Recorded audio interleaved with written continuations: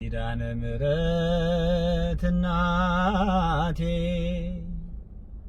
ደም ፈሷት መታመም ከጀመረችበት ጊዜ አንስቶ ብዙ ብሯን ብዙ ሀብቷን ለብዙ ባለመድኃኒቶች ሰጥታ ልትድን አልቻለች እና ቅዱስ ዮሐንስ አፈወርቅ ምን ይላል?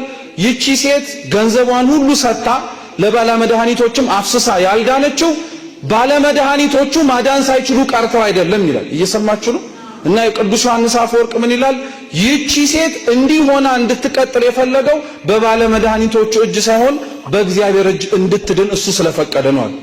ብዙ ሰው ተብሎ የሆነ ጊዜ ላይ ታቻው ሐኪም ቤት አንድ ጊዜ ተመላልሶ ምንም መፍትሄ የሌለው የተባለው ሰው አንዴ የሆነ ቤተክርስቲያን ወይ የሆነ ገዳም ሲመጣ ሊድን ይችላል። በባለመድኃኒቶቹ እጅ እኮ የሚያድነው እግዚአብሔር እንደሆነ እናውቃለን። የእነሱ ጥበብ አይደለም። ፈውስ የማን ስለሆነ ነው? የእግዚአብሔር ስለሆነ ነው። ግን አንዳንዴ ፈውስ ሊሰጥ የሚችልበት እጅ ራሱ እግዚአብሔር የሚጠቀምበትን እንዳይሰራ ማድረግ ይችላል። እሱ በፈቀደበት ማዳን ስለሚፈልግ ማለት ነው። ስለዚህ እሱ ሊያድናት የፈለገው የሆነ ባለመድኃኒት እንዲያድናት አይደለም። ለምን መሰላችሁ? እቺ ሴት 12 ዓመት ሙሉ ሲፈሳት ደም ስለፈሰሳት ብቻ አይሁድ ብንነካት እንረክሳለን የሚል ሕግ ስለነበራቸው በጣም ያገሏት ነበር። እንግዲህ አስቡት እንደው በጭንቅላታችሁ እቺን ሴት ሐኪም ቢያድናት ኖሮ ብላችሁ አስቡት። ሐኪሙ ራሱ ያሳርፋት ነበር?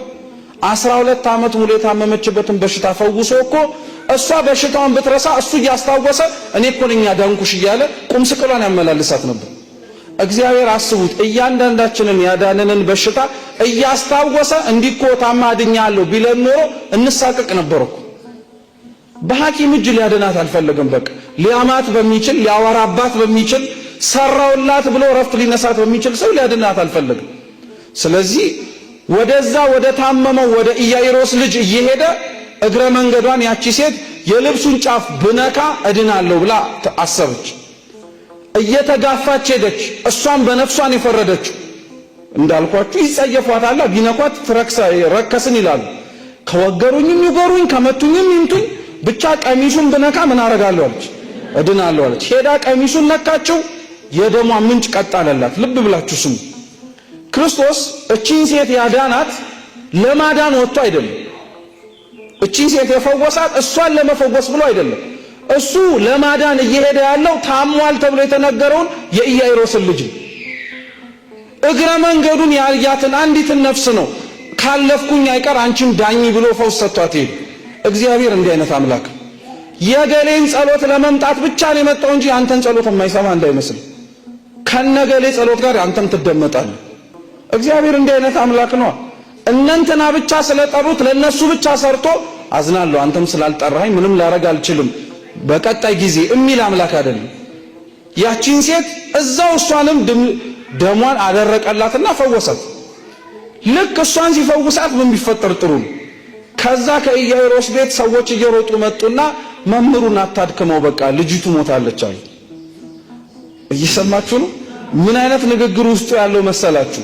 እሷን ሳታድናት ቶሎ ብለህ መንገድን አፋጥነህ ብትመጣ ኖሮ ታማ በነበረችበት ጊዜ ብትደርስ ምን ታረጋታለህ እንደማለት ታድናት ነበር። አሁን ግን እዛ እንተናን ላድን ብለህ ስትቆም እናዝናለን። ልጅቷ ሞተች አታድክመው እና ኢያኢሮስ የተሰማውን ሐዘን ክርስቶስ ስለሚያውቅ አብሮት ሞታለች እያሉት ወደ ቤት ሄደ። ወደ ቤቱ ሲቀርብ ሰው ሁሉ ተሰብስቦ እንደዚህ እያለቀሰ ቤተዘመድ በሙሉ እያነባ ነው። ክርስቶስ ምንም አላላቸውም። የሚያለቅሱትን ሰዎች ቤተሰቦች እና ደቀ መዛሙርት የሆኑትን ያዕቆብን ዮሐንስንና ጴጥሮስን እነሱን ወደ ቤቱ አስገባ። ሌላውን ሰው በሙሉ ውጧል እና ምን አላቸው? እቺ ልጅ እኮ ተኝታለች እንጂ አልሞተችም አላቸው። አሁን እናንተ መልሼ ልጠይቃችሁ፣ ቤታችሁ አሁን ከቤት ስትሄዱ ከዚህ ማለት ነው ገብታችሁ ትተኛላችኋል። አንድ ሰው ከእናንተ ቀድሞ ቤታችሁ የሆነ ሰው ቢተኛ ተኛ ብላችሁ ታለቅሳላችሁ እንዴ? ታስቡበታላችሁ እንዴ? ለተኛ ሁሉ ስናለቅስ አንገኝ። የተኛ ምን ማረጉ ስለማይቀር ሞት ማለት እንቅልፍ ነው። የሚቀሰቀስበትን ጊዜ አላወቅነውም እንጂ ተኝታለች እንጂ አልሞተችም አለቻቸው። እና ቤተሰቦቿ እንደዛ ሲያለቅሱ የነበሩት በአንድ ቅጽበት ተገለበጡና በሳቅ ሞቱ። ሳቁበት ሁሉም ክርስቶስ ላይ።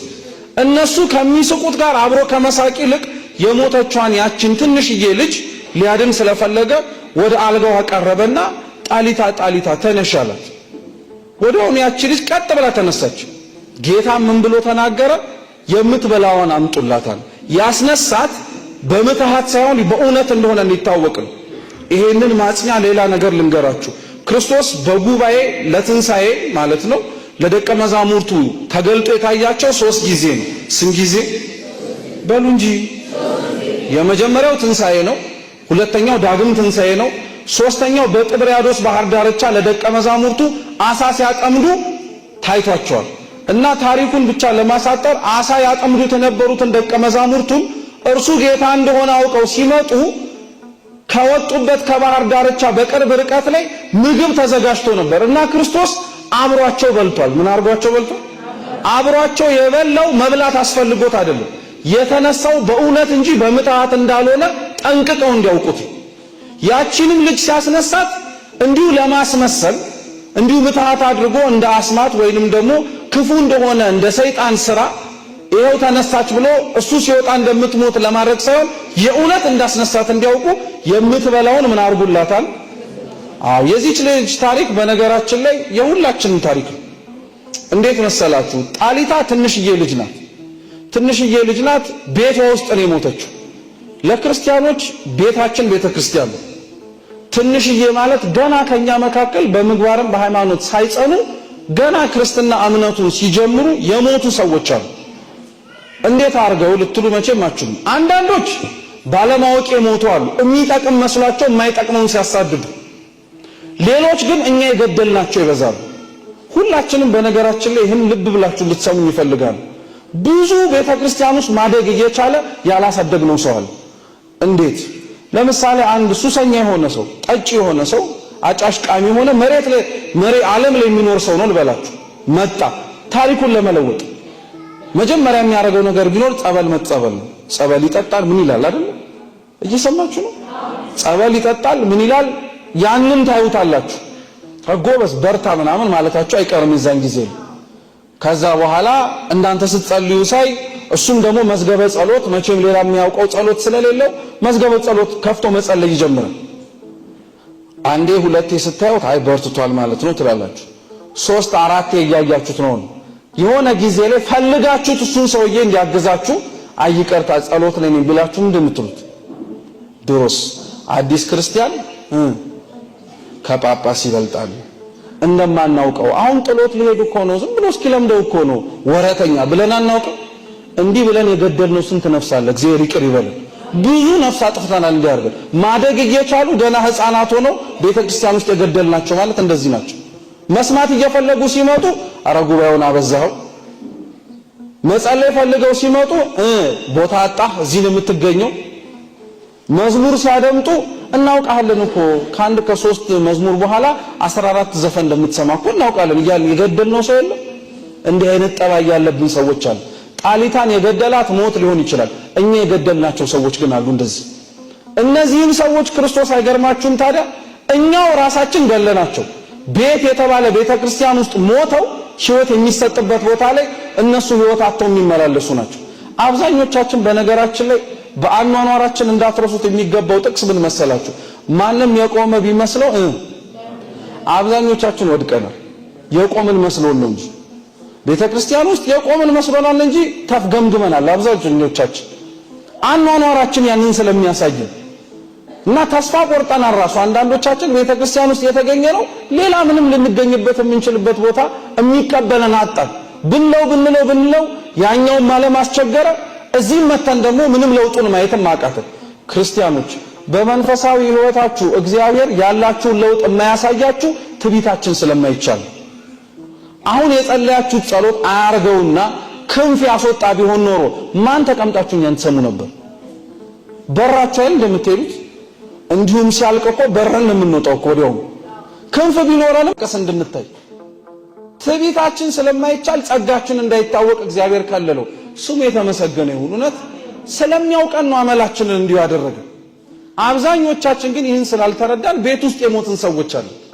እንዲህ አይነቱንም ሰው እግዚአብሔር እድሉን አመቻችቼልሃለሁ፣ ቤተክርስቲያን አስገብቼልሃለሁ፣ እዚህ ከሞት የራስ ጉዳይ ነው።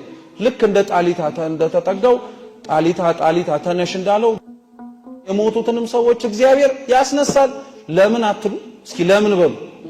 የሙታንን መነሳት ተስፋ ስለምናደርግ ነው።